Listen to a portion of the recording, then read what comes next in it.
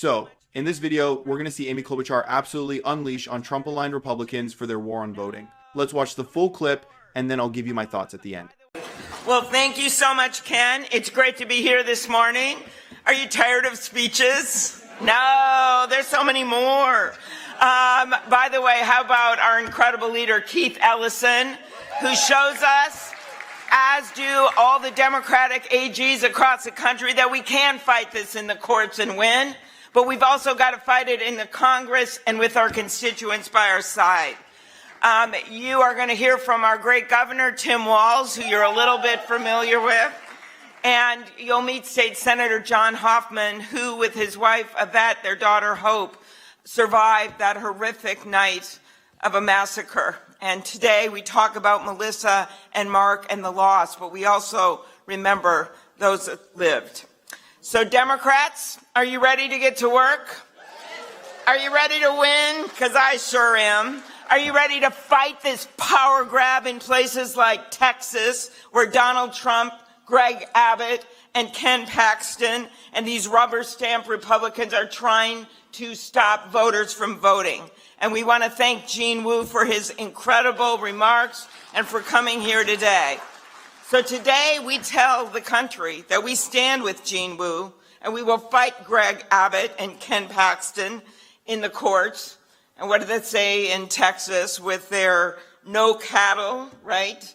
Big hat, no cattle approach to democracy. When the people aren't with you, what do they do? They try to win by brute force.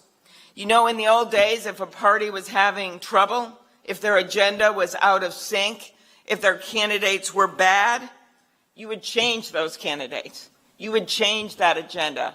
But these guys, they're just trying to change the voters.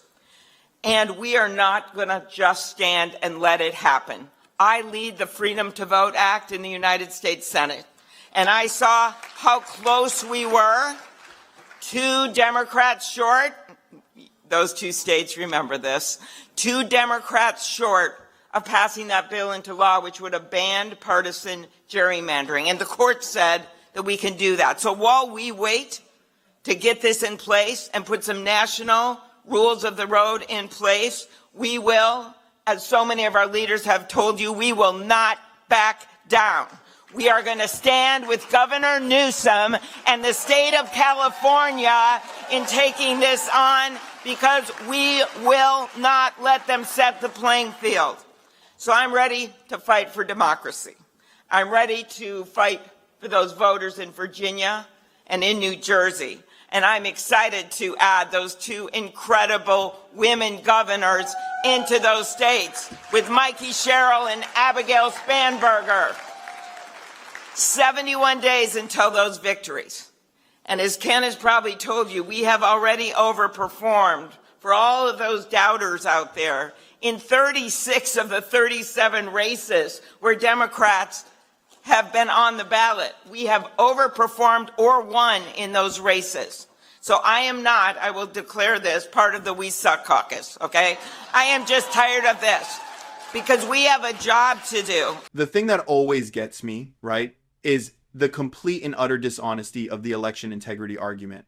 I mean, honestly, how do they say it with a straight face? It's just become this code, hasn't it? A buzzword that gives them permission to just gut voting rights while pretending they're some kind of noble guardians of the system. And you know exactly where it comes from. This entire performance is designed to placate one person and his political movement. It's all about bending the knee to the big lie because they're terrified of a primary challenge. They've created a crisis that doesn't exist, this phantom menace of widespread voter fraud, so they can swoop in with a solution. And the solution just so happens to disenfranchise people in cities and young voters. What a coincidence. Honestly, when Klobuchar calls them rubber stamps, she's past the point of using insults. She's giving them a literal job description for their function in the modern GOP. Their entire purpose is to take the dear leaders' conspiracy theories and turn them into state law. You have to see this as coming from a place of pure obedience, a total devotion to just following orders.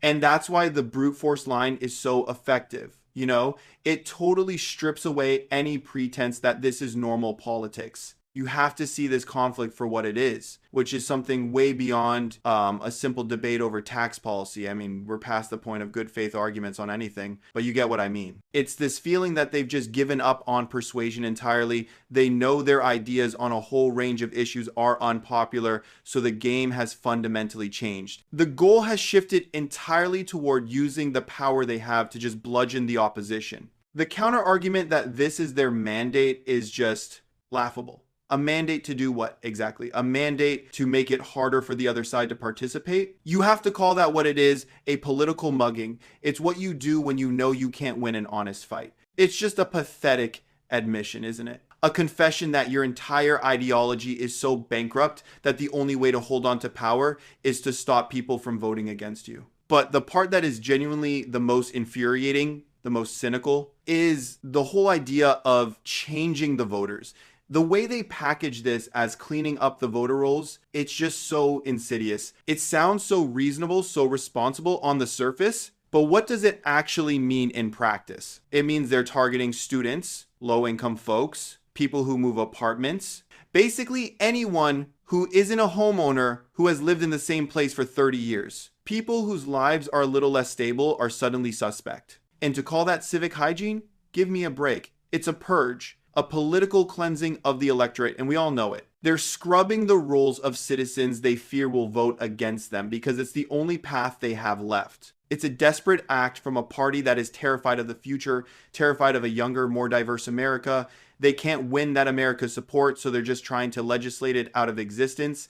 It's profoundly weak and profoundly anti-American. Let me know your thoughts in the comments while you're down there. Hit the like button and subscribe. I appreciate you guys, and I'll see you in the next one.